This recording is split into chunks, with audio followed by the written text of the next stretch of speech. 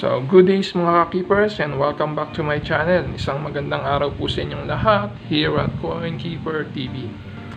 Pasensya na kayo kung ngayon lang ulit ako nakapag-upload ng video. Kailangan ko kasing ma-hit yung digit na kailangan kong kitain sa araw-araw. By the way, ako po ay isang Grab rider. Kaya naisipan ko na rin na isama sa aking channel ang hilig ko sa pangongolekta ng collectible coins gaya ng mga to. So for today's video, ipasisilip ko sa inyo ang ilang mga commemorative coin o natin piso bill sa ating mga bayani na si Andres Bonifacio, Apolinario Mabini, General Miguel Malvar at General Antonio Luna.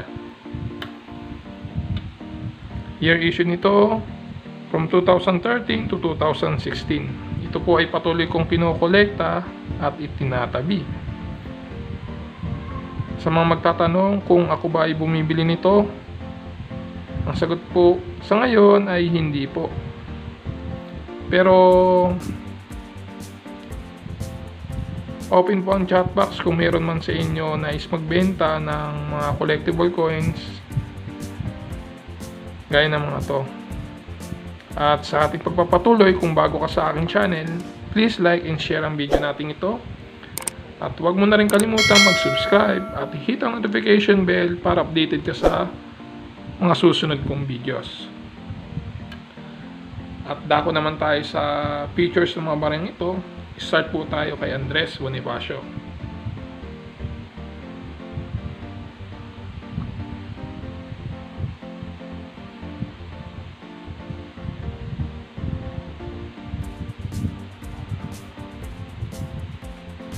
So, ang issuer nito, Philippines.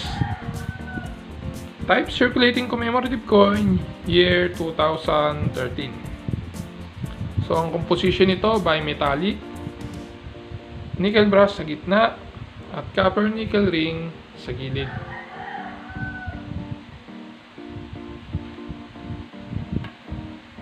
Ang weight nito, 8.7 grams. Diameter, 26.5 mm. Thickness 2.2 mm and 150th birth anniversary of Andres Bonifacio commemorative coin.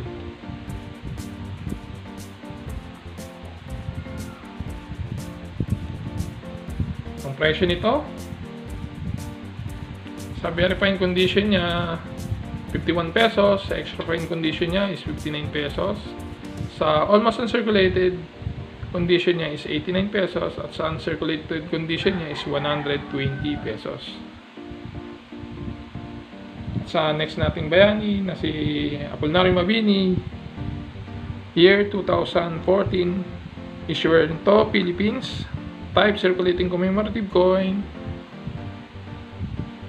Composition nito bimetallic, nickel brass sa gitna at copper nickel ring sa gilid. So, ang weight nito, 8.7 grams. Diameter, 26.5 mm. Thickness nito, 2.2 mm. And 150th birth anniversary of Apolinario Mabini commemorative issue.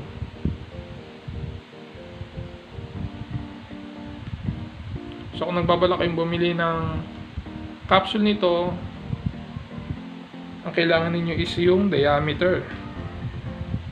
Ang sukat nito is 26.5 mm. So sa ngayon hindi po ako gumagamit ng capsule at inilalagay ko po ito sa album. So ang pangatlo natin na ating bayani na si General Miguel Malvar, year 2015. Issuer nito, Philippines. Type circulating commemorative coin. Value nito, 10 pesos. Composition nito, bimetallic. Nickel brass sa gitna at copper nickel ring sa gilid. So, ang weight nito, 8.7 grams.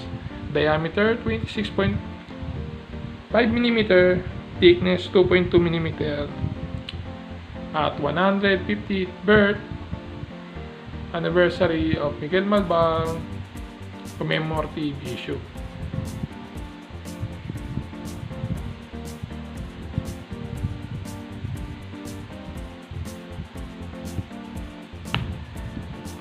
So, ang price update nito sa verifying condition niya is 72 pesos. Sa extra fine condition niya is 72 pesos. At sa almost uncirculated condition niya is 110 pesos. Sa uncirculated condition naman po niya is 130 pesos.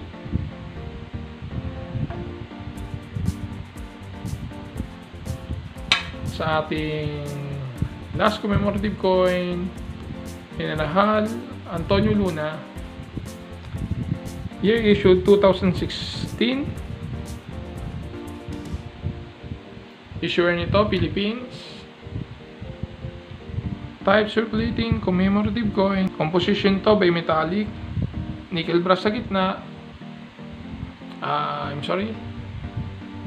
aluminum bronze sa gitna, at copper nickel ring sa gilid. So ang weight nito ay same lang sa tatlo, at ang diameter is 26.5 mm. In 150th birth anniversary of Antonio Luna commemorative issue. So sa mga magtatanong kung ilan ang meron ako nito,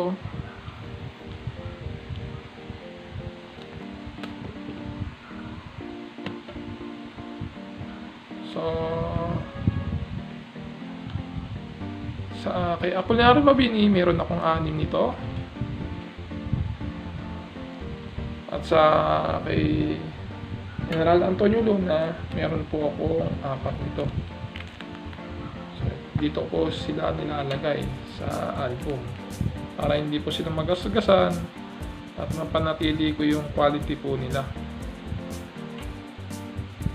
So, kay Miguel Malbar, meron po akong 3, at ganun din po kay Andres Bonifacio, 3 rin po.